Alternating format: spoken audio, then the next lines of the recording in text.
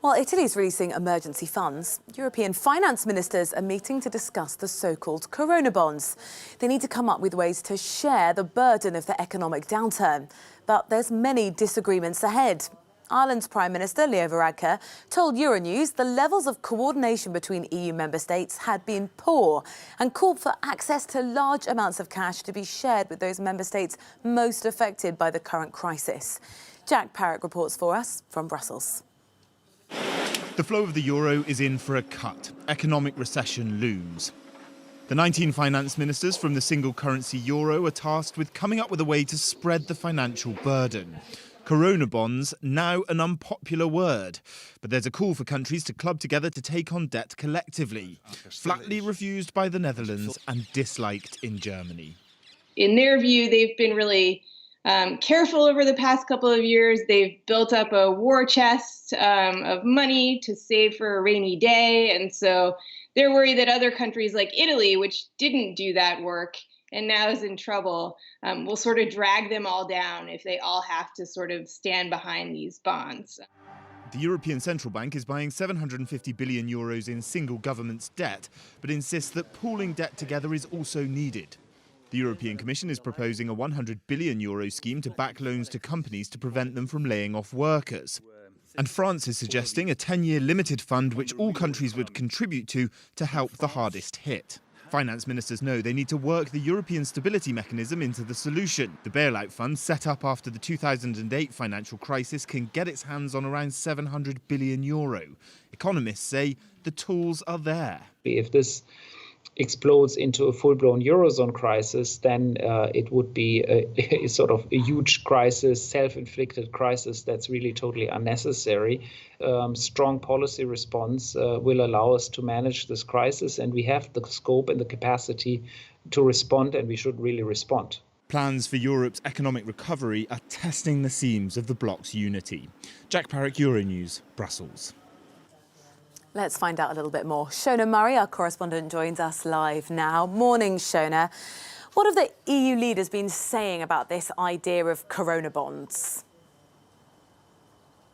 Well, actually, Rosie, the majority of Eurozone leaders are actually in favour of this idea of corona bonds. Initially, a few weeks ago, we had the first 9 EU leaders signing a letter saying now was the time to create a mechanism for joint Eurozone debt to help struggling member states fight, at least from a financial point of view, the impact of the coronavirus. Those countries, Italy, France, Spain, big pro-EU countries, normally Ireland, Portugal were all behind it. Subsequently, we had 4 more member states, EU, Eurozone member states, Estonia, Lithuania, Latvia, saying they felt the same.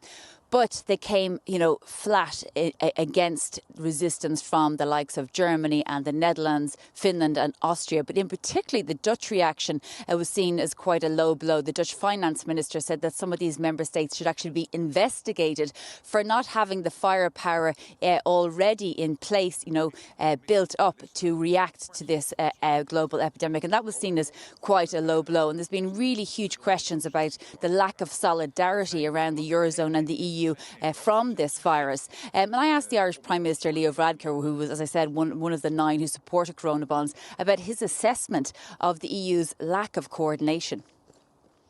Now we're trying to see a coordinated financial response because it is inevitable that this emergency is going to hit every economy in the European Union very hard.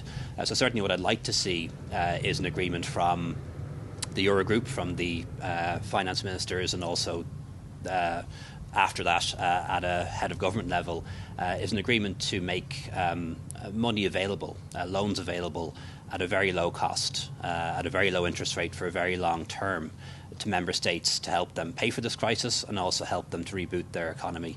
And I think that is possible. There have already been many disagreements over this sort of financial aid package, Shona. How problematic might these corona bonds be, just in terms of the cohesion of the bloc as a whole?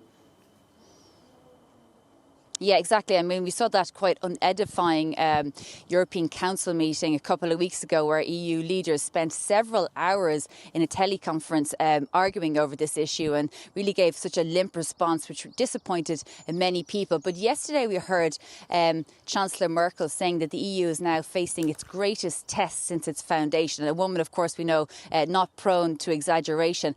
And it seems that there is a real turnaround amongst member states and amongst finance ministers to get this issue sorted now, to ensure that there is enough financial firepower but also enough solidarity, because that is a huge concern. I even heard from a source last night saying that the Dutch position has lost all credibility and that finance ministers will try their best to probably use the European Stability Mechanism, the Eurozone's bailout fund, to issue money to countries that would have, very, very low interest rates for very long periods of time with very few terms and conditions. Nothing like a bailout scenario